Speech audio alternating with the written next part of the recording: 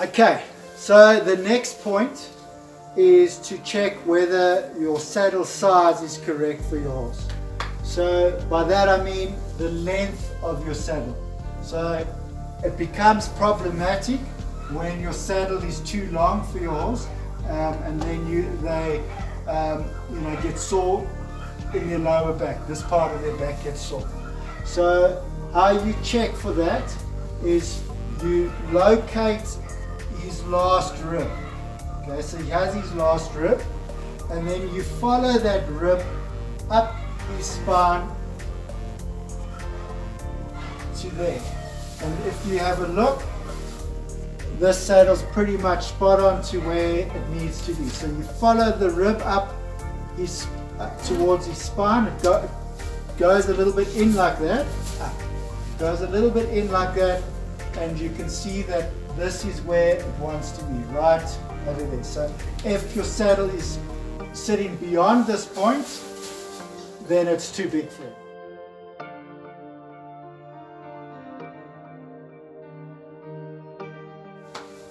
Alright, so the next point is your saddle balance. So your saddle, to check your balance, you should be able to, if you drew an imaginary line between your pommel and your cantle, this should be pretty close to parallel to the ground, or perfectly horizontal to the ground. So if your saddle is sitting like that, then the chances are that it's too wide in front and it's a bit low in front. And not only does it affect your horse, it also affects your riding position. So your center of gravity will be pushed forward like that, and you'll probably find that your lower leg will be unstable and possibly swing back over the jump. Your top part of your body will always be wanting to be pushed forward like that. So your balance is very important to not only your horse but also yourself.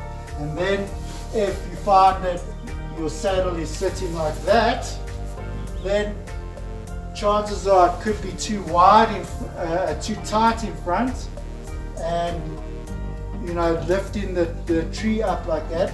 And then how that works is your weight will be moved to the back of the saddle, and you'll be also placing a lot of pressure to this part of his back. So you will be riding in what is often referred to as the armchair position, where you sit like this and your legs are forward and all your weight is on your bum like that, and that isn't correct. You want your center of gravity to be perpendicular to the ground. So you don't want your saddle to be pushing you forward or back like that, and it causes problems in your riding position, and it will also affect your horse's comfort with regards to extra pressure to the back of the saddle or extra pressure to the front of the saddle.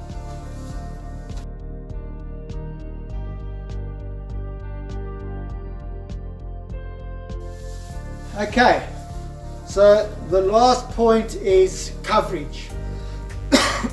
So by coverage we mean that the panels, the weight is distributed evenly along the panel, this part of your saddle. So there shouldn't be more weight in the front and the back. The panels should be, the coverage should be even across your panel like that. So what is a common problem is what they call bridging, where the weight will be distributed to the front, to the back and to the front, and then this area will form a little bridge on your horse's back, which is obviously problematic because all the weight will be distributed to the front and to the back, and there'll be nothing in the middle.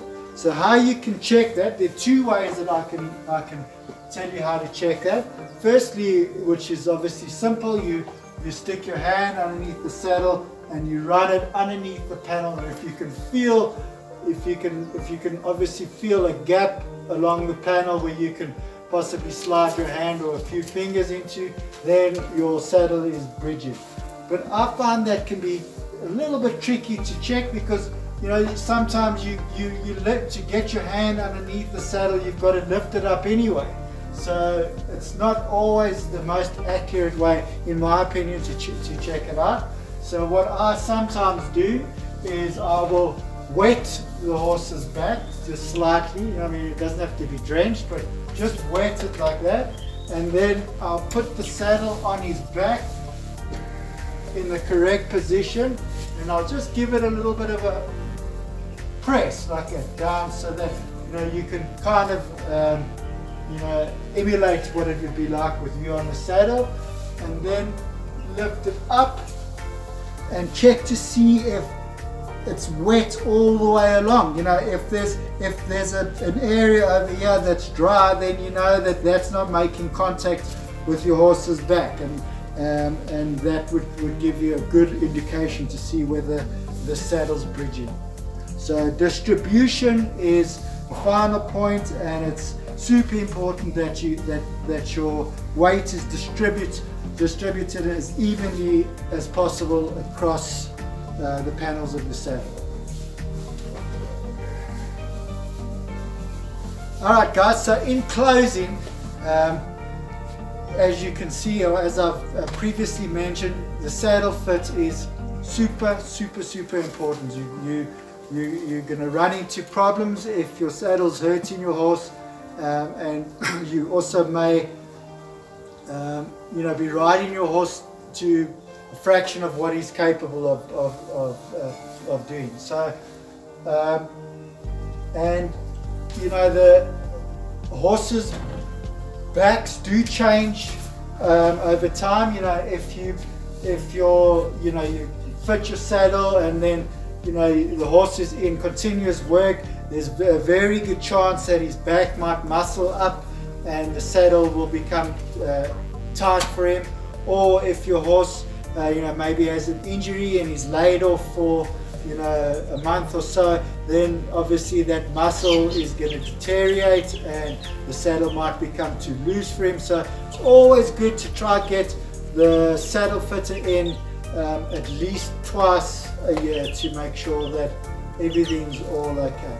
And I promise you, you will never regret it, and your horse will love you for it as well. And you know, it's the correct thing to do. So make sure that your saddle is on the money, baby.